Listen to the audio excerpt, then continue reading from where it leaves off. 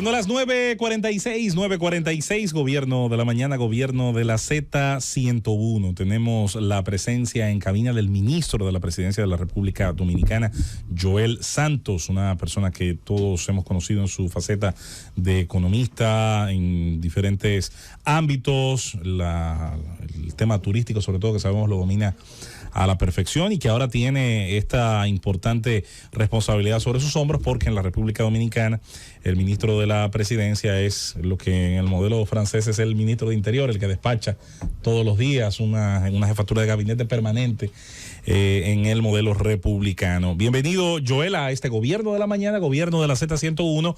Ayer, de todos modos, tuvimos el chance de verte en la inauguración del teleférico Los Alcarrizos Santo Domingo y en una serie de obras que se presentaron en esa comunidad. Bienvenido al gobierno de la mañana. Muy buenos días. Lo que pasa es que yo hago las visitas a domicilio. Yo sé que ustedes estaban allá, pero a mí me toca pues venir a visitarlos a ustedes. Exacto. Claro, tengo que siempre hacerles las deferencias y aprovechar para saludar a todos mis amigos aquí. Muy contentos de estar de vuelta y pues para hablar de los acontecimientos, por supuesto, esos temas de ayer que fueron tan importantes. Bien, Joel, siempre nosotros halagados por recibirte en el gobierno de la mañana. Eres un invitado siempre especial.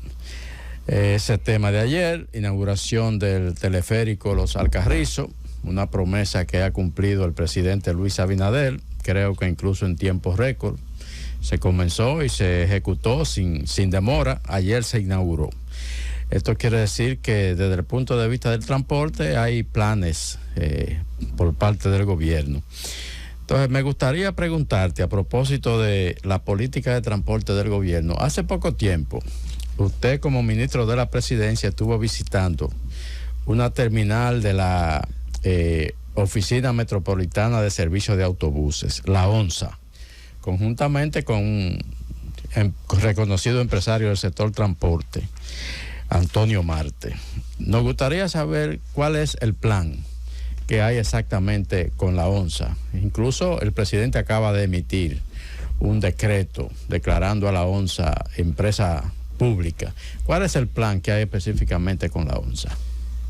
Bueno, de manera concreta con la ONSA, pues la idea, la empresa la ONSA se ha convertido en empresa, pues básicamente se va a estructurar como tal y será pues la encargada sobre todo de, como cualquier otra empresa, de participar en los corredores y dar servicio de transporte a la ciudad.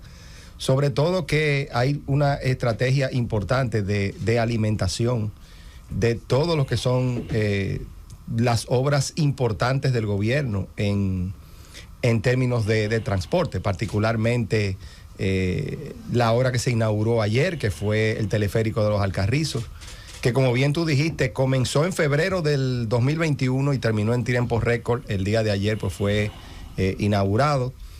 También de forma importante debo mencionar, en Santiago hay dos obras monumentales desde este punto de vista. Otro teleférico, el teleférico de Santiago, que tiene características muy parecidas a lo que es el teleférico de Los Alcarrizos, también 4 kilómetros y con la capacidad también de transportar 4.500 personas por sentido por hora. Para mí la más importante de las obras que están en movimiento o que están en trabajo en estos momentos desde el punto de vista de transporte, que es el monorriel de Santiago, que es pues una obra que recorre prácticamente toda la ciudad de Santiago, desde las zonas donde están las zonas francas, que conectando obviamente también con todos los residenciales, son 15 paradas, en 2 etapas, de las cuales 9 paradas son la primera etapa y otras 5, dije 14 paradas. Y 5 paradas que son pues de la segunda etapa, que terminarán entre el año 2025, primer trimestre de 2025 y segunda etapa, primer trimestre del 2026. Entonces la ONSA obviamente juega un papel fundamental en lo que es toda la alimentación de estas obras de transporte. Ministro, usted juramentó al nuevo director de PROPEP, a la nueva de Pasaporte, estoy mirando, el de ADES. En las 3 instituciones, de alguna u otra manera, se han generado noticias. Pasaporte, usted sabe, lamentablemente parece ser que no hubo una buena planificación y hay dificultades con la provisión de la libreta. Con el ADES, de alguna forma ellos son los responsables de los listados de las personas que están dentro de los criterios de los servicios sociales, y hay una gran queja de que las tarjetas no le están llegando a la gente, que ya han transado, que no tiene fondo, y ahora ni qué decir del PROPEP. ¿Cómo usted se maneja con esos temas que no están totalmente directamente sobre usted, porque son instituciones independientes, pero usted le toca coordinarla junto con todos los ministerios? Usted es el ministro de ministros. A veces la gente, los ministros se le olvida eso. Usted es el ministro de ministros. ¿Cómo usted se maneja con eso? Bueno, la realidad es que tú lo has mencionado, la función de un ministro de la presidencia es atacar básicamente los problemas que se dan en el gobierno y tratar de colaborar en una solución, sobre todo en coordinación con las distintas instituciones. Y sí, me involucro cuando se dan estas situaciones, y particularmente estamos trabajando precisamente los tres temas que tú acabas de mencionar. El tema de pasaportes, que básicamente hay una serie de elementos que involucran esta situación. Ha habido obviamente una combinación de factores. Particularmente tenemos un incremento importante en la demanda de pasaportes, muy inusual. Hace 2 años usted podía decir que en Pasquez que había una demanda de pasaportes anuales alrededor de 400,000 pasaportes al año. Eso es lo que tú podías estimar. De repente ahora República Dominicana está generando una demanda de 750,000 pasaportes al año. En camino, si lo analizas todavía por mes, la tendencia puede estar alcanzando casi el 1,000,000 de pasaportes. No es solamente temas de vueltas y cosas que se han mencionado, es que hay un porcentaje importante que se debe a personas que están viajando, y se lo voy a decir, a Colombia, porque de repente Colombia es un país que no está requiriendo visa, y ha sido la oportunidad de muchos dominicanos que no tenían la oportunidad de viajar, que están viajando. También, y obviamente hay que reconocerlo, porque a mí no me gusta decir una cosa por otra, en el proceso de pandemia se retrasaron muchos procesos de emisión de pasaporte. Entonces, cuando tú unes los dos extremos, o sea, un incremento insuscitado en la demanda con una potencial restricción de oferta por estas circunstancias de pandemia, pues claramente pues te encuentras con posibles tensiones a nivel de pasaportes que se han ido atacando. Ahora bien, ¿cómo se ataca este incremento de demanda? Con cambios importantes en las estructuras, pero sobre todo con mejoras,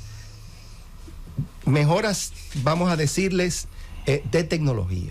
Es decir, si tú quieres, tú puedes tomar medidas de corto plazo que se están tratando de hacer, pero para hacerlas permanentes tienes que hacer cambios tecnológicos para mejorar el sistema de pasaporte, y uno de ellos incluye también cambiar completamente el sistema hacia lo que es el pasaporte digital, que ya también está en proceso de vamos a decir, de licitación. Entiendo que las próximas, ya se lanzó el proceso de licitación, y esperamos ya que el próximo año pues comience el proceso de lo que es el pasaporte digital, que definitivamente también terminará ayudando bastante en el proceso. Pero hay que esperar y prepararse para que este incremento en la demanda sea permanente, en la medida que más dominicanos se estén pensando en viajar al exterior.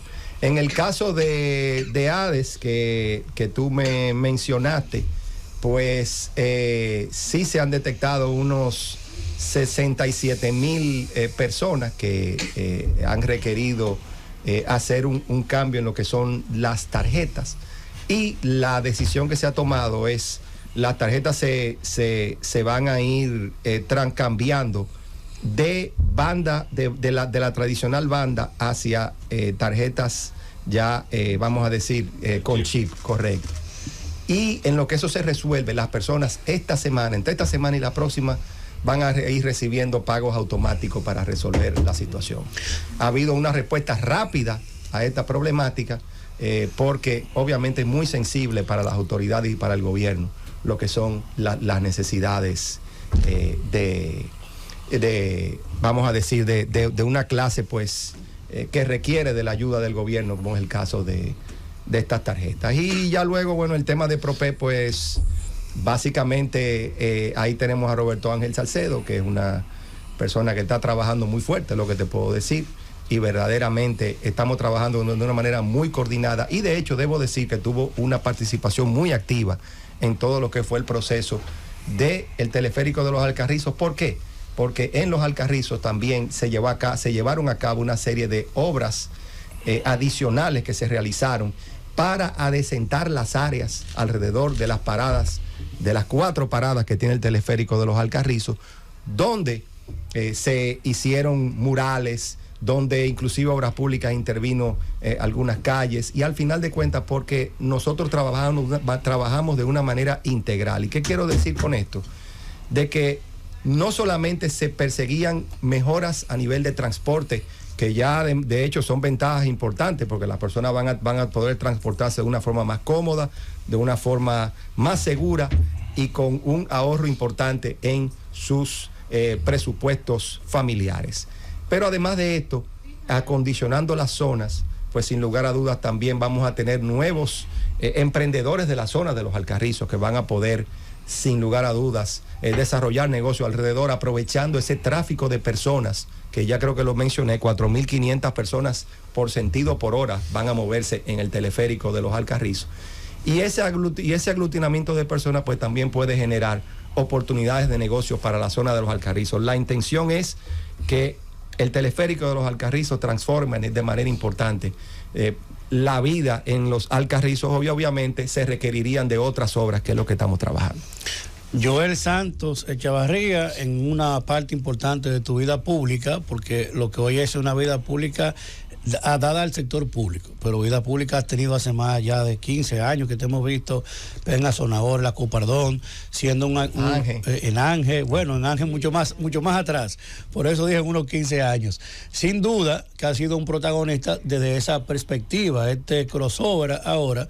Joel fue director de la unidad de turismo en el Gabinete de Políticas Públicas en la campaña del presidente Luis Abinader, que coordinaba el buen amigo Lisandro Macarrulla. Fue parte importante del año 2016 de esa unidad de pensamiento, de esa unidad que acompañó al presidente de la República a trazar las pautas de lo que hoy son sus políticas públicas en el gobierno.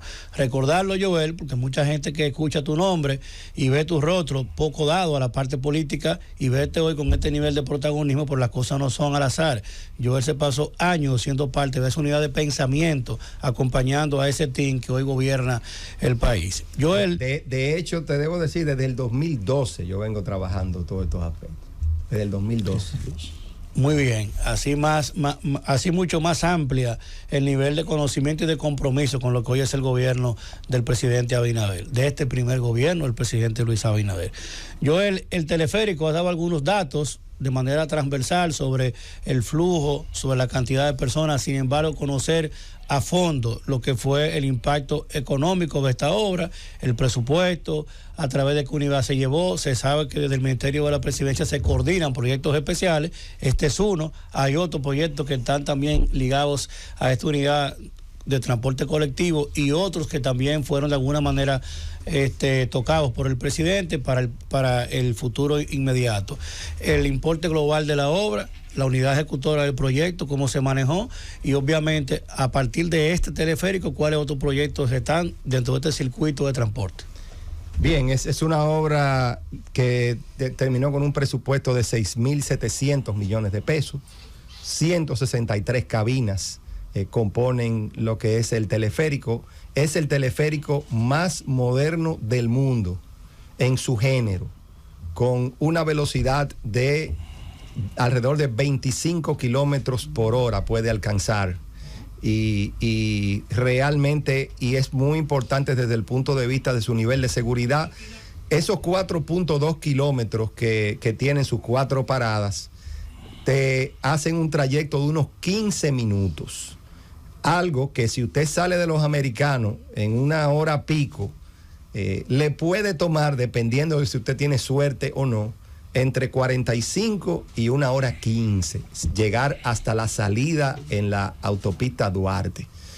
Por eso es la importancia, y sobre todo, de nuevo, con los niveles de seguridad que las personas, pues obviamente, se merecen. Es una obra realizada también con mucha seguridad desde el punto de vista de su sostenibilidad eléctrica.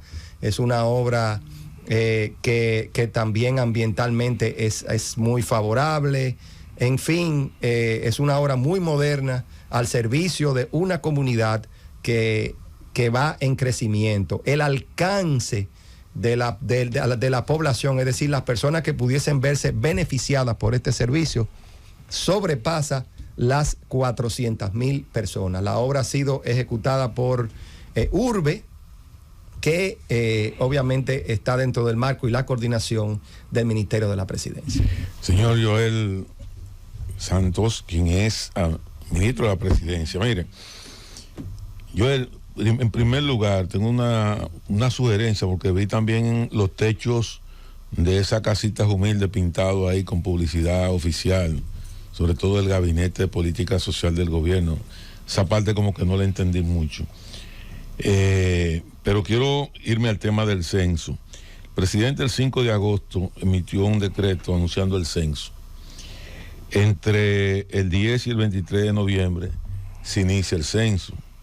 Un grupo de empadronadores salen con una inversión de 3.500 millones de pesos, con tecnología de punta en la mano, que se supone que cada dato que yo iba colocando en la tablet iba metiéndose directamente en una base de datos, un software para ir procesándolo. Del 23 de noviembre a la fecha han pasado 6 meses. ¿Cuál es el informe que tiene el ministro de la Presidencia, Joel Santos, sobre los resultados de este censo, que hasta el día de hoy no sabemos qué ha pasado con ese censo? Yo creo que no hay que desesperarse. Yo sé que voy a hablar de muy atrás, pero yo te voy a poner un ejemplo extremo. ¿Cómo eran los censos de antaño? Ya la tecnología cambió, es que ahora esto es un proceso online. No es con hojita ahora. En el censo de 1920, por ejemplo, los censos se declaraban, pero es para poner un ejemplo. Es para poner un ejemplo yéndome al extremo, para ahí cómo el mundo ha ido cambiando. Se anunciaba el censo en enero del 1920 y terminaba en diciembre. Ahora mismo comenzó en noviembre y terminó pues bastante rápido. La información no hay que desesperarse. Se está trabajando la información porque hay que hacer un análisis, hay que hacer un procesamiento anterior a eso, para poder, no es solamente entregar una información pura y simple, es enviar un análisis y una interpretación a disposición de la población. Entonces sí tendremos ahora a mediados de año pues nuestra información completa del censo, totalmente interpretada para fines de ser trabajada. Y en eso se está. Yo creo que no hay que desesperarse, porque es muy importante que toda la información pueda ser verificada, analizada, para que verdaderamente pueda ser de utilidad para los objetivos que se están trazando. Buenos días, ministro de la Presidencia, Joel Díaz. Se fue, Joel Santos, se fue un poquito lejos a 1920, pero en el 2010 el censo se hizo en 3 días. En el 2010, en 3 días se hizo el censo de ese año, de esa década, mejor dicho, porque se hizo en el 2010, pero corresponde, ¿verdad? Dura por 10 años para volver a hacerse otro, que debió hacerse en el 2020 y todos sabemos, por temas de pandemia y demás, fue pospuesto para finales del año 2022. Pero mi pregunta va con relación al sistema 911. Recuerdo que en la pasada administración gubernamental, y todavía en una parte de esta, ese importante programa, ese importante servicio, dependía de manera directa del Ministerio de la Presidencia. Pero hace un tiempo ya, en esta administración gubernamental, ese servicio fue traspasado al Servicio Nacional de Salud.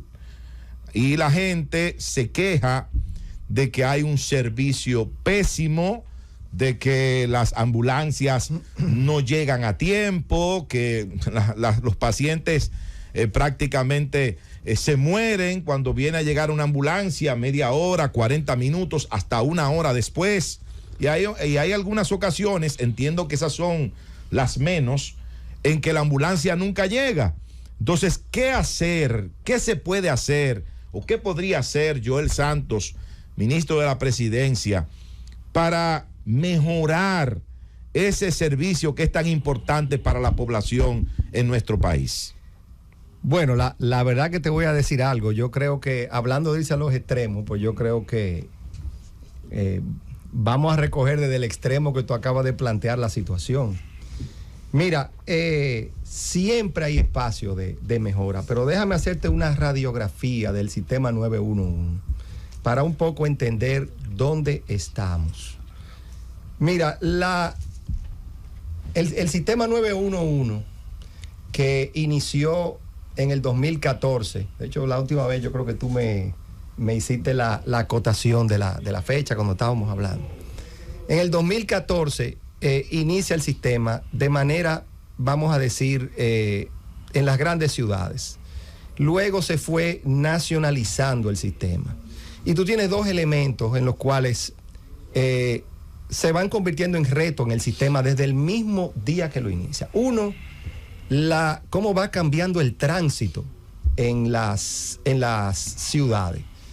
Y segundo, cómo va, obviamente, incrementando la demanda que tiene el sistema. Como resultado de eso, desde el 2014 para acá, porque ¿cómo podemos medir la eficiencia de un sistema? Los tiempos de respuesta, pero los tiempos de respuesta medidos, no a nivel de impresión ni nada de eso. Los tiempos de respuesta del sistema 911 se han ido incrementando todos los años del 2014, con dos excepciones. En el 2017, que bajó 36 segundos, y en el 2022, en este 2022 que acaba de pasar, que se redujo en más de 3 minutos. Esas son las cifras. Ahora bien, tú me vas a decir, pero ¿por qué entonces tantos comentarios del 911? Bueno, es muy simple. La realidad es, señores, que cuando se inició el sistema en el 2014, y fíjense, yo voy a hacer un reconocimiento de que ese sistema fue un logro importante del gobierno anterior, porque yo no le regateo a nadie nada de lo que sé. Lo bueno hay que reconocerlo. Pero la realidad era que la población dominicana no se imaginaba, en el 2014 estamos hablando, de que un sistema 911 podía instalarse en la República Dominicana y funcionar adecuadamente. Esas eran las expectativas en el 2014. Ahora bien, en el 2023, al día de hoy, las expectativas de la población también han cambiado. ¿Qué quiere decir eso? Que no son las mismas de hace 7, 8, 9 años. Las expectativas ahora, la gente asume el servicio 911 como un derecho y cada vez más las expectativas son mayores. ¿Qué quiere decir eso? Que nosotros ahora tenemos que elevar la vara. Que quedó alta en el 20 la vara. Se ampliaron las provincias. No, es que el crecimiento geográfico, no. Claro que sí. ¿Cuántas? Nada más quedan Duarte,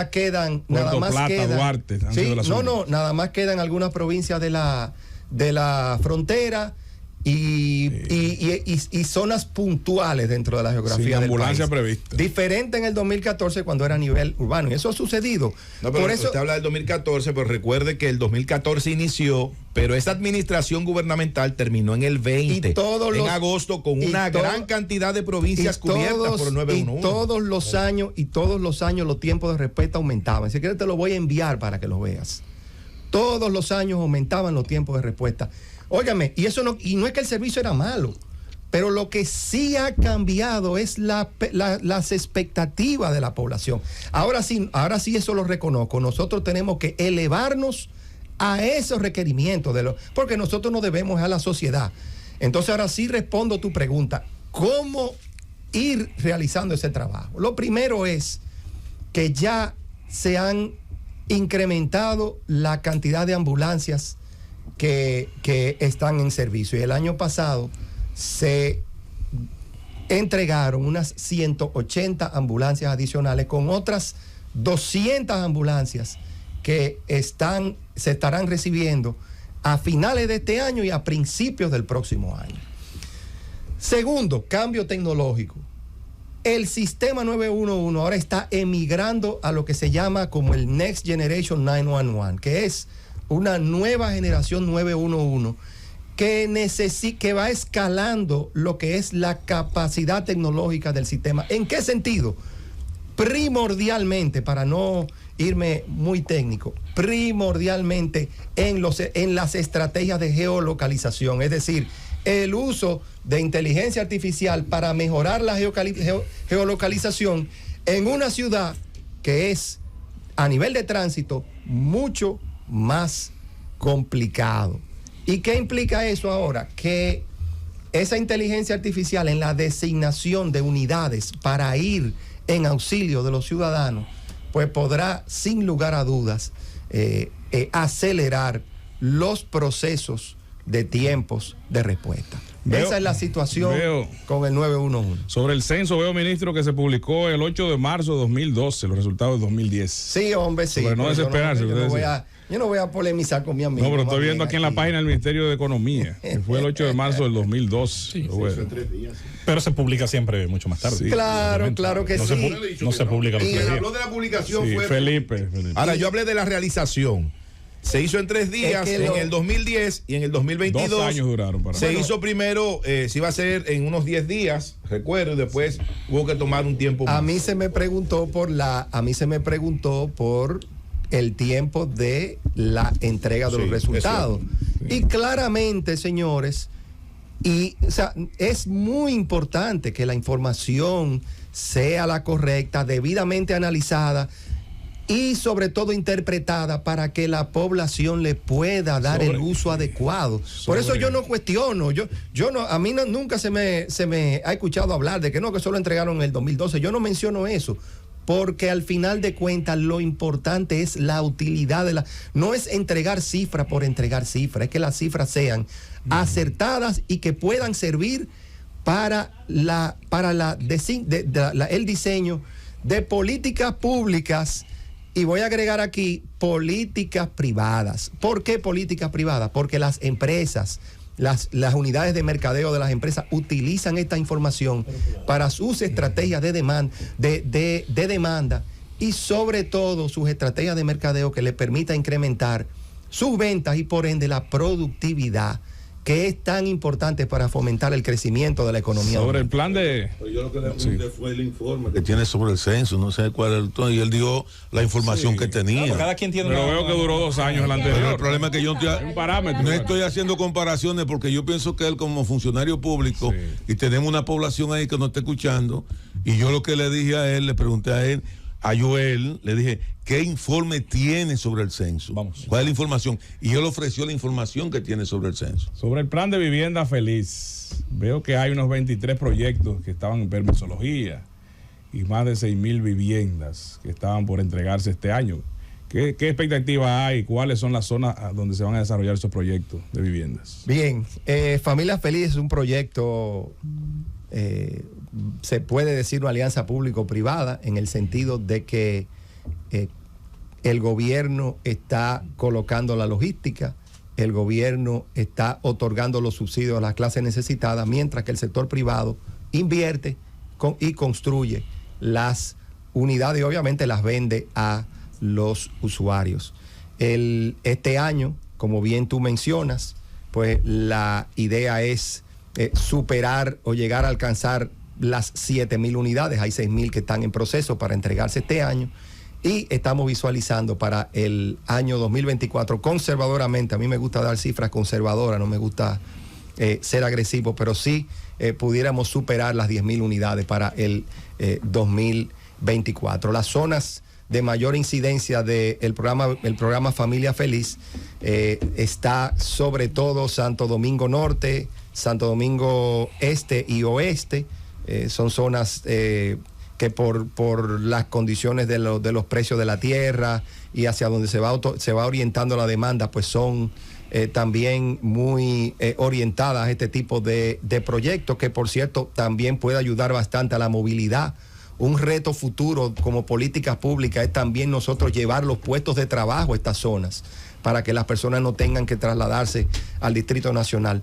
Pero también vas a encontrar proyectos en el interior del país, en Azua, en la provincia Peravia, en La Romana, San Pedro de Macorís, Santiago, para mencionar algunas provincias de importancia. Ministro, usted es el ministro de ministros, dijo nuestra compañera Susana Gotro de Win. Eso antecede una pregunta bastante general de otro tema, cuando me dicen así.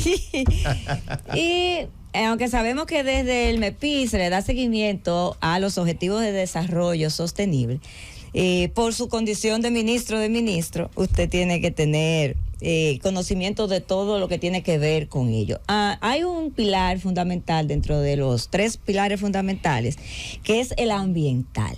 Y lo que estamos viendo, lo que hemos visto en los últimos tiempos, pareciera que, hay problemas. El gobierno tiene problemas con todo el tema ambiental, todo lo que estamos viendo. Me gustaría saber cuáles son los principales desafíos que tiene el gobierno y cuál es el plan para cumplir con esa meta en materia ambiental, porque pareciera como que no hay una política clara, definida, tampoco una ejecución, una intervención efectiva. Y bueno, quería saber su opinión al respecto. Bueno, yo creo que en materia ambiental el gobierno está haciendo pues grandes esfuerzos, sobre todo de encontrar un balance, porque ese es el gran reto en materia ambiental, donde se tiene que mantener unos objetivos de crecimiento económico y de desarrollo y hacerlos, pues obviamente, amigables con el medio ambiente. Los grandes retos, principalmente, te lo puedo decir, ha sido este año particularmente la gran situación que se nos dio con la sequía y los fuegos forestales. Ese ha sido el gran reto que el gobierno, sin lugar a dudas, ha enfrentado, donde pues la naturaleza, vamos a ponerlo en palabras simples que la gente lo entienda, le dio literalmente, o todo lo contrario, agua de beber al gobierno, y la lucha sobre todo por preservar y ahora de restituir todos los vamos a decir, todas las áreas verdes que se afectaron, pues, y no solo, y hay que hacerlo bajo los estándares internacionales, porque no es simplemente, como la gente cree, sembrar o resembrar, porque eso es muy sencillo. Hay zonas que por sus características no se puede resembrar, sino hay que esperar que haya una restitución natural. Entonces, toda esa estrategia, todo ese proceso, pues sin lugar a dudas, desde mi punto de vista, es el gran reto que enfrenta el gobierno, y sobre todo los retos que nos trae el cambio climático. No podemos asumir, de que estas situaciones extremas que van presentando la naturaleza, pues son, vamos a llamarle coyunturales. No lo son. La realidad es que las sequías, los huracanes, los fuegos forestales, por mencionar algunos y no atreverme a mencionar otros, pues ya están aquí, y no quiero ser negativo, yo nunca soy negativo, pero están para quedarse, y requiere de una política coordinada por parte no solamente del sector público, sino del sector privado para enfrentar esta situación. Pero existe la política y se está ejecutando. Existe la política, claro que sí. Lo que pasa es que obviamente, como digo, las situaciones han sido bastante extremas, y el gobierno ante situaciones de emergencia pues ha dado respuestas contundentes, pero obviamente hay que irla haciendo cada vez más permanentes. Ese es el mensaje que estoy diciendo, que están dejando de ser emergencia y ya vamos a tener que dejar de llamarles emergencia. Tenemos que asumirlas y dar una respuesta mucho más contundente en ese sentido. Señor ministro, la frontera dominicana le significa a todo gobierno, a todo presidente, a todo mandato, un reto importante. Una frontera porosa, una frontera con el país más pobre del hemisferio occidental, una frontera que pasó de ser en una época un castigo a los militares cuando lo mandaban a la frontera, luego pasó a ser una gran oportunidad de hacer cosas no muy buenas y una fuente de enriquecimiento ilícito extraordinaria. Por ahí se contrabandea, se trafica todo lo que hace daño al tejido productivo dominicano y a su Estado de Derecho. En ese sentido, hay una obra que, habiéndose iniciado en la administración anterior y con la continuidad de Estado que usted ha defendido, y qué bueno, se está intentando darle curso, pero no basta con la verja perimetral, que algunos incluso de nosotros preferiría más que una verja perimetral que se hubiera diseñado un muro a la israelí, pero bueno, mientras tanto, con lo que tenemos, lo hacemos.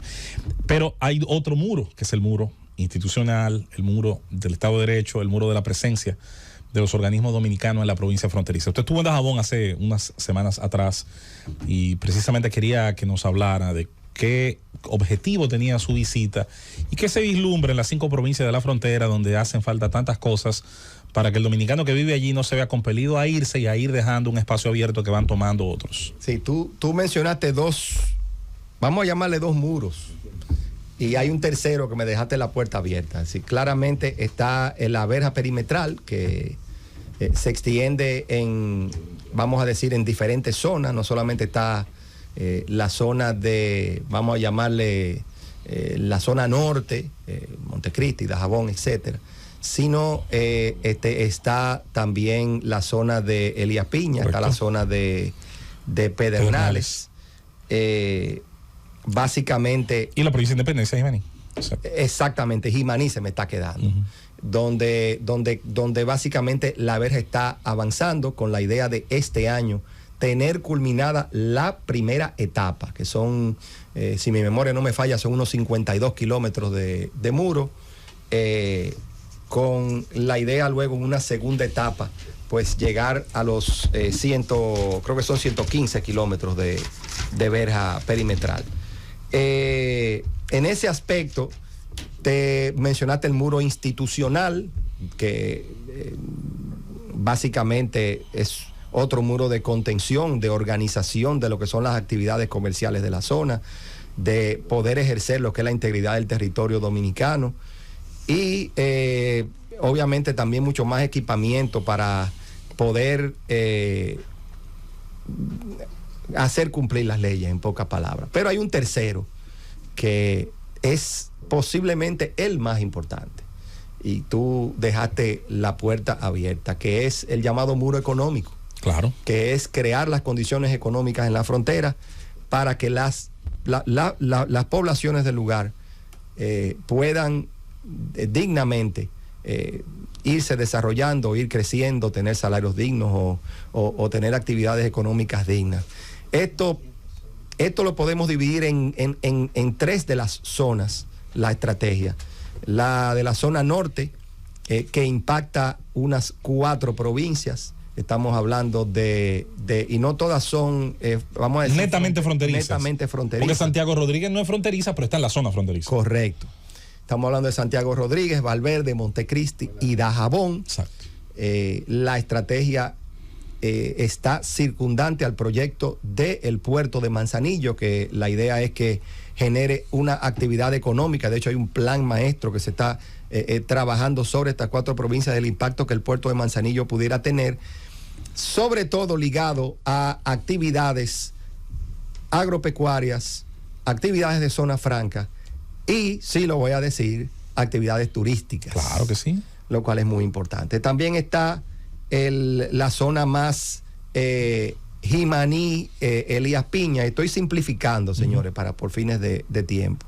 Vamos a decir la zona central de la frontera. La menos desarrollada. Y la más afectada, que estratégicamente está visualizada para generar importantes proyectos agropecuarios. Qué bueno. Donde puedo mencionar concretamente, es una zona, y está hablando de la provincia de Independencia, particular, y la zona de Independencia se me va a cruzar con la sur, pero bueno, Pero en la zona Independencia podemos hablar de producción de coco, que puede ser importante en la zona. Y luego está la del sur, que tiene más que ver con la llamada región Enriquillo. Claro. Estamos hablando por región Enriquillo, estamos hablando de la provincia Independencia, lo que pasa con otras características. Estamos hablando de Bauruco, estamos hablando de Barahona y estamos hablando de Pedernales. El punto central de la estrategia económica alrededor de esa zona está alrededor del proyecto de Pedernales, pero del proyecto turístico de Pedernales, que tiene la intención inicial como punto embrionario para luego desarrollar otros proyectos, 2.000 habitaciones turísticas los próximos de 11.000 habitaciones turísticas en los próximos 10 años, con la intención de generar allí una inversión por encima de los 2.000 millones de dólares. Obviamente, ese proyecto embrionario pretende ir desarrollando todo lo que es el sur de la República Dominicana. ¿Por qué? Porque la idea es que el desarrollo turístico de esta zona genere una actividad complementaria alrededor de los atractivos de la zona, que permita pues crear desarrollo en esas provincias y eventualmente también alcanzar más allá de la provincia de Enriquillo hacia lo que es San Juan, Asua y llegar hasta Peravia. Por eso es que ha sido tan importante para el gobierno dominicano hacer obras de infraestructura importantes alrededor de esa zona. Y me estoy refiriendo a la circunvalación de Asua, que ya está terminada, la circunvalación de Baní y la carretera Enriquillo-Pedernales, con la intención de acercar más lo que es el Distrito Nacional y toda la zona productiva con lo que es Pedernales. Y lo propio, no se me quedó en el norte, las inversiones viales que se están realizando alrededor de la autopista Duarte. Hay un proyecto importante para acercar lo que es Montecristi de, vamos a decir, la zona central del país, y otras carreteras como por ejemplo la de Copey, que acercaría a la zona de Zona Franca. Eso es música para los oídos de los sureños y de los habitantes fronterizos. Con su permiso, ministro Santos, vamos a la pausa. Al retornar, vamos a continuar en esta ronda de preguntas sobre tantos proyectos importantes que le corresponde a usted como ministro de la presidencia, pues abarcar, supervisar y darle seguimiento. ¡Llévatelo, Cundo! Es el gobierno. Que sabemos no le sobra, todo lo contrario, tiene una agenda sumamente marcada de actividad del ministro de la presidencia, Joel Santos Echavarría, que está junto a nosotros en el gobierno de la mañana. Adelante, Rosendo. Ministro, estamos hoy a 2 de mayo, 19 de mayo del 2024 tendremos nuevas elecciones presidenciales. Estamos hablando de un año prácticamente. El gobierno ya está en actividad reeleccionista, aunque el presidente todavía no ha declarado públicamente la intención, aunque sí sabemos que se va a reelegir. Lo que queremos que usted nos explique es cómo se va a articular la labor gubernamental con el proyecto de reelección de tal manera que no afecte los programas que van en beneficio de la población, que el gobierno no se concentre específicamente en la reelección y olvide la tarea de gobernar efectivamente. Bueno, vamos a ver, porque hay una pregunta que yo no te tengo respuesta.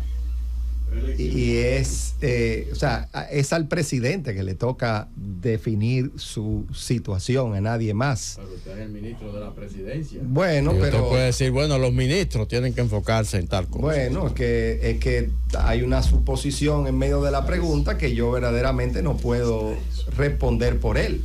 Le tocará al presidente definir qué es lo que va a hacer. Lo que yo sí te puedo dar la certeza es que el gobierno continuará concentrado, independientemente de la decisión que tome el presidente, continuará concentrado en sus actividades. Eso sí yo te lo puedo garantizar.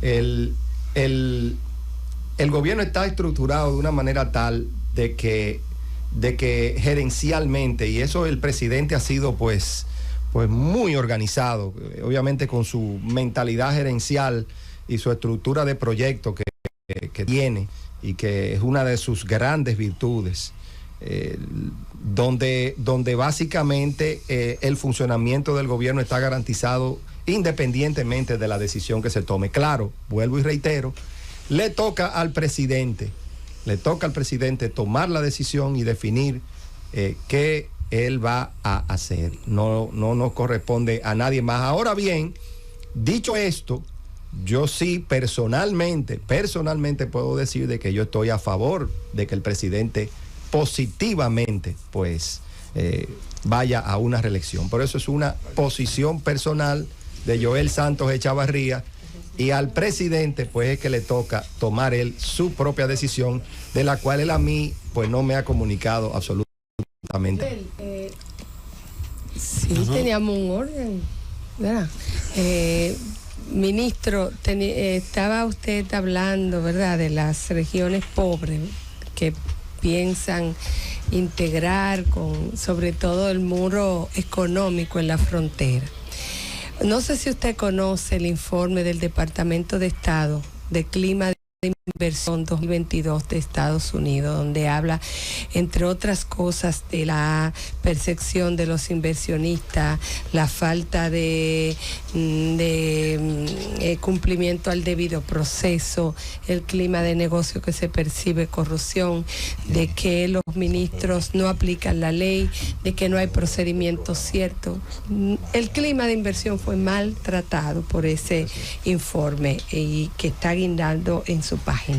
Tenemos inversión en Barahona, en restauración, en San Juan y la extensión de Falcón. Okay. 4 provincias, sí, hay que hacerlo. Sí, ministro, nos obligan a eso, nos obligan a impulsar un sector que tiene inversiones claras en provincias pobres, que tiene un marco jurídico que debió de ser cumplido por el Estado. Ya ni siquiera dentro del marco de la promoción de las inversiones. No esperamos tanto en el sector minero, pero sí que se cumpla eso. ¿Qué posibilidades hay de que, aunque sea jaloneado por los temas políticos en esas 4 regiones pobres, le pueda ser cumplido su debido proceso a 4 inversionistas, entre ellos, muchos de ellos norteamericanos, para que le den sus permisos? La respuesta que te puedo dar concretamente sobre eso, mi querida Susana, es que el ministro de la Presidencia y el ministro de Energía y Minas van a estar convocando al sector minero en la próxima semana para hablar de los temas mineros y definir una estrategia conjunta. Le creo a usted. Okay. A usted le creo. Muy bien, Joel, hablábamos del teleférico y de muchas otras innovaciones del gobierno. Sin embargo, no quiero dejar de, no obstante hacer la pregunta, decir que mi querido Rosendo Tavares, un lanzamiento adentro y con una mala fe, como que el gobierno está en reelección. El gobierno está trabajando, que es lo que ha presentado y ha dicho hoy su ministro de la Presidencia, un abuso de él. Ahora, los murales el partido es otra cosa.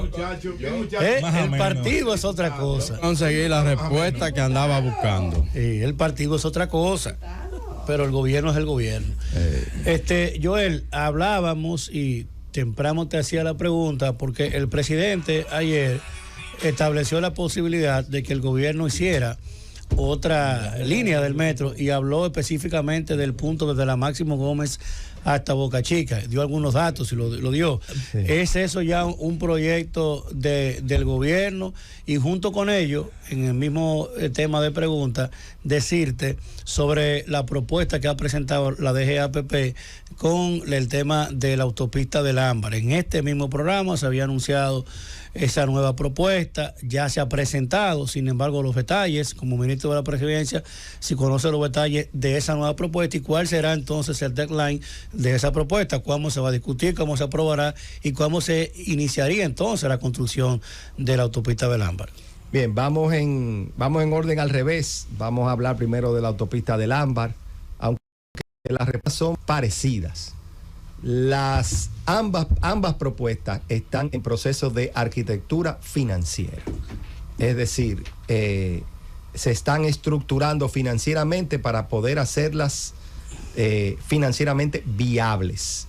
La autopista del Ámbar es la que está más avanzada, ya ha sido anunciada por el presidente, o sea que esperamos en las próximas semanas poder ya dar inicio al proceso de la autopista del Ámbar. Eso es respecto a Ámbar. Respecto a el tren, el que tú hacías alusión, estamos, vamos a decir, en un proceso un poco más detrás de la autopista del Ámbar, pero también estamos tratando de estructurar financieramente el llamado tren metropolitano.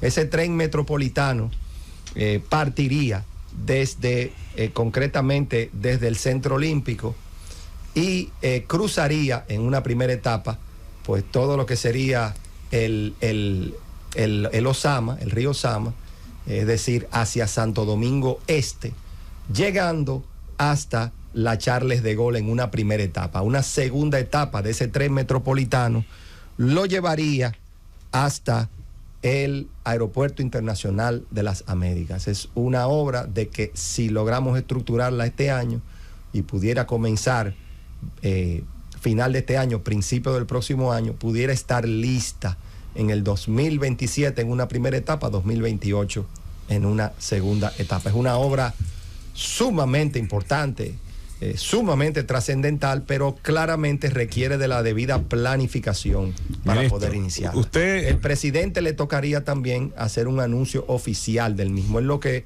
explicó, de que está en proceso de planificación y así lo es. Usted preside o coordina el gabinete del transporte. Así es.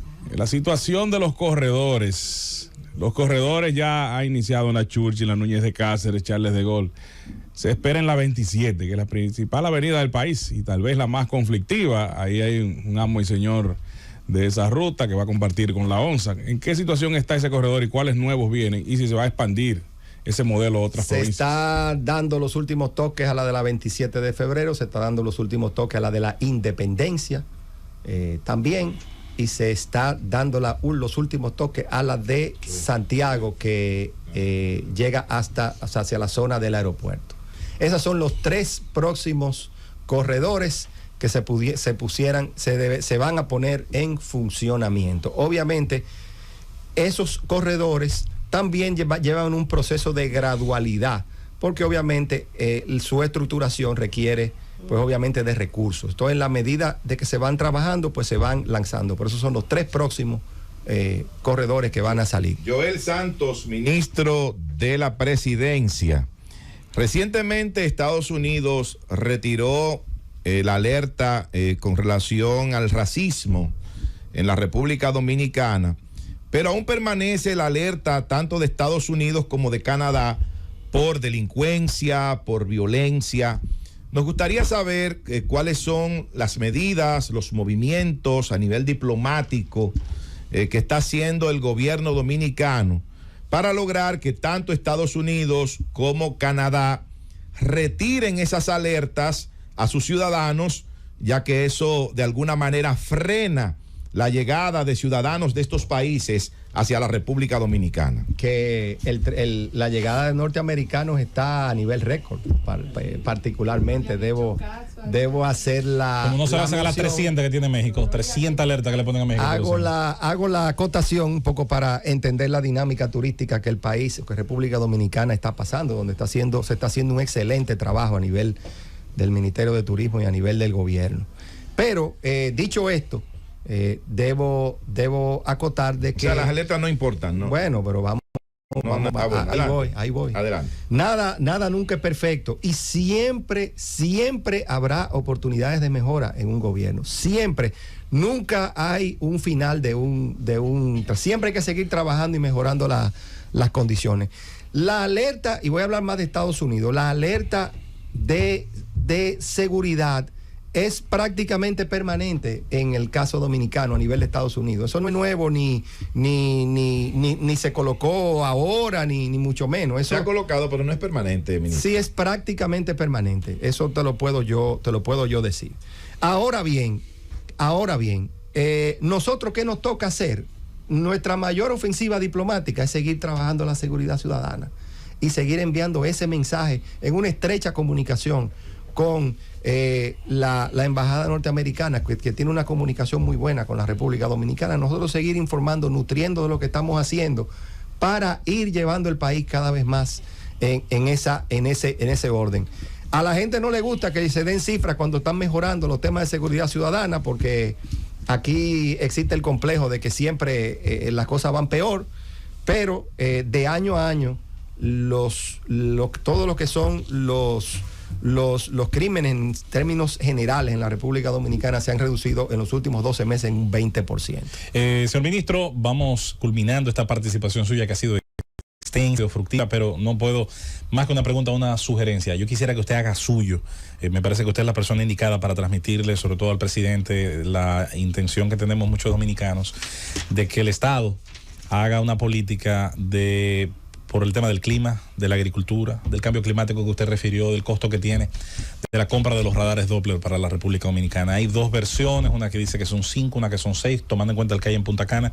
No se pueden tomar decisiones sobre el aspecto del clima de manera presente en el terreno y de manera detallada para hacer nosotros políticas propias en el tema climatológico, el tema agrícola, el tema industrial, el tema del transporte de mercancía, el tema del propio diseño de infraestructura. Si no tenemos una política autónoma, que claro, se puede seguir obteniendo información de Miami, de otros centros importantes de la región, de huracanes, pero necesitamos, y no cuesta tanto, haga suyo eso, porque lo necesitamos. La información es el commodity del siglo XXI, es lo que más vale, de hecho, en la economía moderna, y creo que la República Dominicana debe dar ese paso. Haga lo suyo, yo creo que va a ser importante que también avancemos en ese paso. En la última reunión de cambio climático que se convocó en el Palacio hace un par de semanas, pues ese tema surgió, está dentro de los planes y me llevo la tarea, como bien tú dices.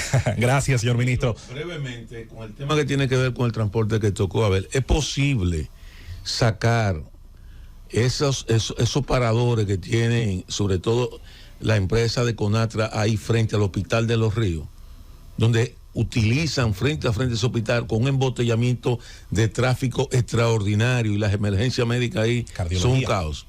En el Hospital de Cardiología y de Diabetes. Me voy a sentar a mirar eso con más detalle. Porque porque ahí hay un señor que es el señor de los cielos, que tiene todo el área verde ocupada. Un cortico, el presidente de la Cámara de Cuentas dice que si se hubiese sabido eso, no se mete en eso. Usted diría lo mismo, porque he pedido, le piden esto, le piden por el otro. Usted no se arrepiente. Yo la responsabilidad de que asumo, la asumo con total responsabilidad, tiro para adelante y estoy al servicio de la población.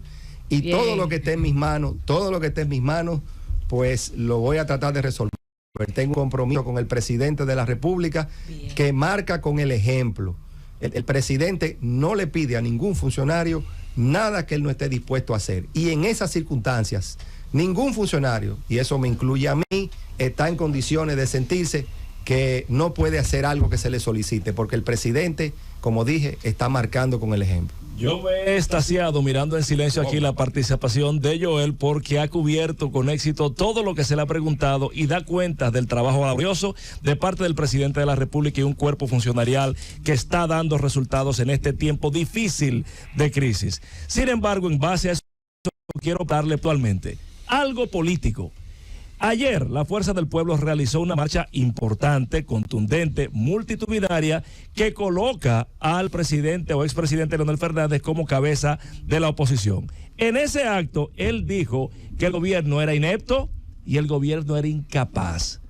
¿Cómo valora Joel Santos esta circunstancia en el entendido de que vamos a un proceso electoral que, aunque no lo ha dicho, entendemos que debe repostularse el presidente Luis Abinader? Bueno, sobre eso te puedo decir, yo creo que si en una actividad de ese tipo, la cual yo no pude ver, porque yo estaba trabajando cuando estaba sucediendo, pero, y obviamente todo el mundo tiene derecho a hacer sus acotaciones como las entiende, pero yo creo que me hubiese extrañado si hubieran salido flores hacia el gobierno. Creo que eso hubiera sido lo que me hubiera sorprendido. Cada uno tiene que jugar su rol, tiene que explicar su rol. Y obviamente también tiene que mirar atrás y hacer sus comparaciones para poder hacer las acotaciones que deba hacer, pero todo el mundo lo puede hacer. Y de nuevo me hubiese extrañado que lo que hubiesen sido que no hubieran tirado flores. ¿Y en cuanto a la reelección? No, de la reelección hablamos ahorita. Yo decía que al presidente le toca tomar su decisión, hacer su anuncio en el momento que él lo estime correcto, pero que yo en lo personal, Joel Santos Echavarría, en lo personal estaba de acuerdo con una repostulación del presidente Luis Abinader para continuar el gran trabajo que viene realizando y dejar una obra, un gran legado para la República Dominicana. Ministro Joel Santos nos ha dado, yo creo que hasta tiempo extra. Sabemos de sus compromisos. Gracias por esta presencia, esta visita. Se me va el tiempo aquí hablando con mis amigos. Pero la pasa bien, La paso bien. Gracias por esta presencia en el Gobierno de la Mañana, Gobierno de la Z, y sabemos que habrá una próxima ocasión. Gracias, ministro. Llévatelo, Cundo.